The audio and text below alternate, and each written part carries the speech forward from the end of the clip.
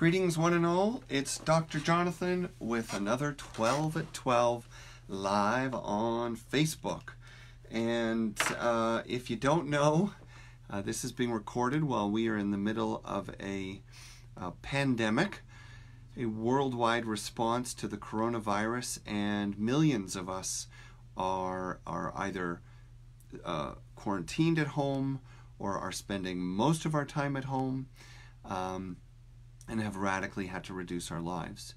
So one of the things that comes up as a theme throughout this process, if you're interested in wellness and spirituality and personal growth, is the topic of change, conscious change. Not just how do we respond to the change that's been put on us, but more specifically, how do we use this as an opportunity to leverage the time at home, the things we're discovering about ourselves, the challenges, the discomfort, the insights, the time to communicate consciously and differently with people. How are we using all these things to create change?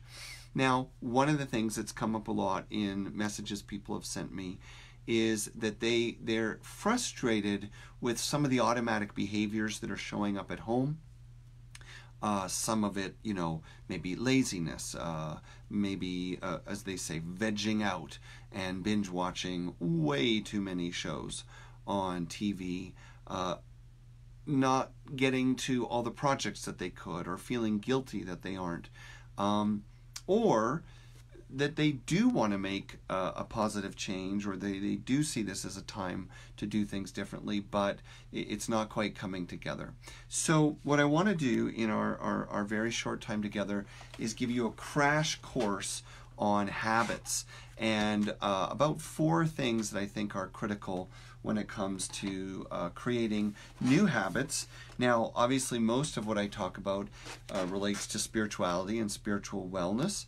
However, the topic of habits is very much connected, because more often than not, when it comes to spiritual growth, we are trying to adopt a new habit of thinking, a new habit of attitude, or a new habit of practice or community. And that means that whatever habits are obscuring, obstructing, or distracting from what we want, we've got to address that. To think of spiritual growth as a habit-focused journey is actually extremely constructive. So, having told you that, take a look at this. I'm going to just hold the book up close, let you take a look here. So this is the title and cover of a book I wrote. I don't think I'm doing this very well, and it kind of looks like it's backwards, doesn't it? Well, what it says is Inspiration Deficit Disorder.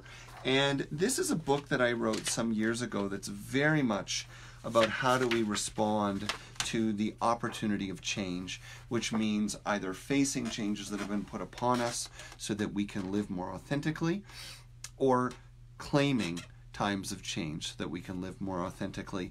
The whole premise behind this book, and yes, I can see clearly the title is backwards, the whole point of the book is that inspiration is really at the heart of many of our life challenges, that a lack of energy, focus, enthusiasm, belonging, connection, that all those things are not really about what we think or what we're told or what they appear to be about. In other words, they're not about the class, the relationship, the habit. They're about the feeling we have inside relating to that topic. In particular, whether it feels it honors us or not, or whether it feels we deserve to be honored or not. And that is a big part of what you're going to have to look at these days as you try to create new attitudes, experiences, habits. Anyway, you can find all kinds of amazing tools and tips in that book, but here is what we're going through today. I actually printed it out. No, we don't have a fancy slide or digital graphic, but I'm just going to hold these up so you can see them very, very clearly. All right, so you want to change a habit. You've been at home now for a week, or like me, more than 2 weeks, and the snacking is now out of control. Or sleeping in and feeling bummed out, which is fine for a while because we all need to grieve and experience the feelings that are arising, but it's starting to become a habit. We want to get up and move and walk, or we want to assign a time every day to do some study or reading or somehow enrich our lives. If you're going to change a habit, and that includes adding something new or taking away something old, we have to remember that habits are holistic. Look at that. I guess that's backwards too. I guess my little sheet here didn't really work, did it? Is that all backwards? That's all backwards. Wow. So habits are holistic. That's the main message here. And that means we need to change at all levels. The first thing you want to take in mind when you're changing or adding a habit is that typically a habit has to occupy time and energy in your life. So you have to ask yourself, what is it going to replace? Okay?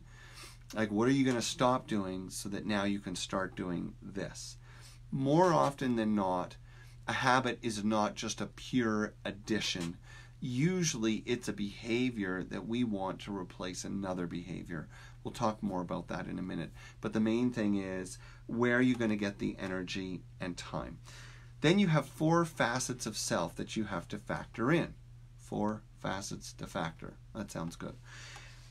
Mental, emotional, physical, and spiritual. So what that means is that too often we are comfortable with 1 or 2 aspects of the self, and so we treat our habits according to the area that we have strength. So let's say we're very intellectual or kind of mental people. So then rather than recognizing the time and energy, the emotion behind it, a sense of meaning, right? Those would be, physical, emotional, and spiritual sides of it.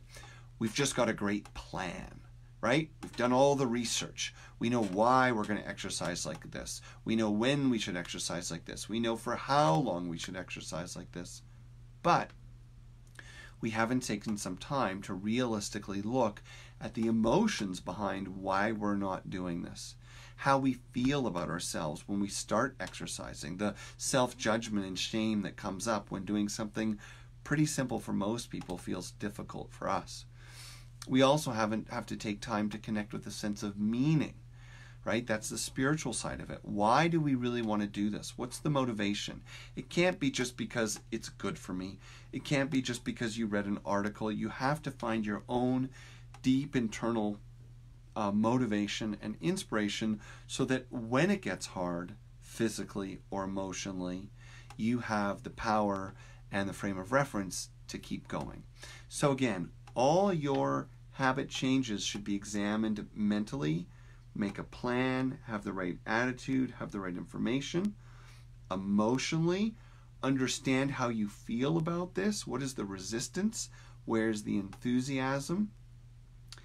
Physicality, like who, what, when, why, where, all those details, like the time of day. Do you have a calendar? Do you have the tools you need? And then meaning. Do you understand the meaning behind your motivation? Can you find meaning in your motivation? The next thing, and I'm put this up backwards again, it's just ridiculous, is do you have a plan that includes a picture, clear steps, recovery plans, ways to measure, and have feedback? So again, this is a 12-minute session. We've still got a whole bunch to go through and just a few minutes left. But the idea is that when you sit down for the intellectual side of changing a habit, there's some core pieces you want in place. So overall, you want to have a plan. That plan should include a picture of what it looks like. Like every morning, I'm waking up, I'm getting myself ready, I have my tea, I have my whatever, and then at 8:30, I'm going to run around the park or down the street. Whatever it is, it's got to be specific with a picture of your ideal self. I will get to the point where I can do it in 10 minutes or do 3 laps without stopping. It's got to have a lot of detail. Clear steps is a part of articulating that picture. Have a recovery plan. That's critical. Just expect that you're not going to do well. Expect that you're going to fall back on old habits. Expect you're going to skip a day. What's your recovery plan? Do you have a little calendar where you check every time you do it? Do you have a coach or a friend that helps you to do this?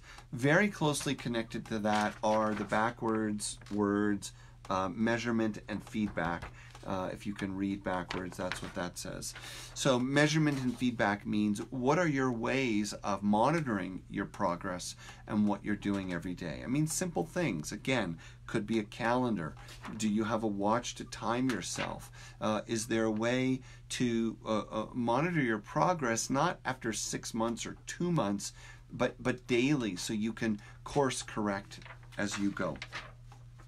The next thing that I encourage you to consider is that you need to understand the type of change to match the energy invested. Now again, I know that's backwards, but matching the type of change with the energy invested means that you're really asking yourself, as my old business mentor used to tell me, you're really asking yourself, am I trying to make this kind of a change in life where I'm simply doing more of something that I already do at a higher level or better, okay? In which case, going from walking every day to walking longer would be an example.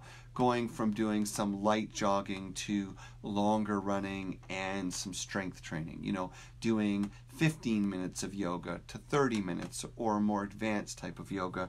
Those would all be, examples of moving from a current condition to a what you might call a better condition with new habits, but not a lot of new skill, okay?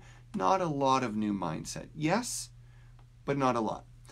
The other picture that he loved to draw, Mark Samuel, and if you want some great business reading while you are in quarantine, I would absolutely recommend you get his book, B State.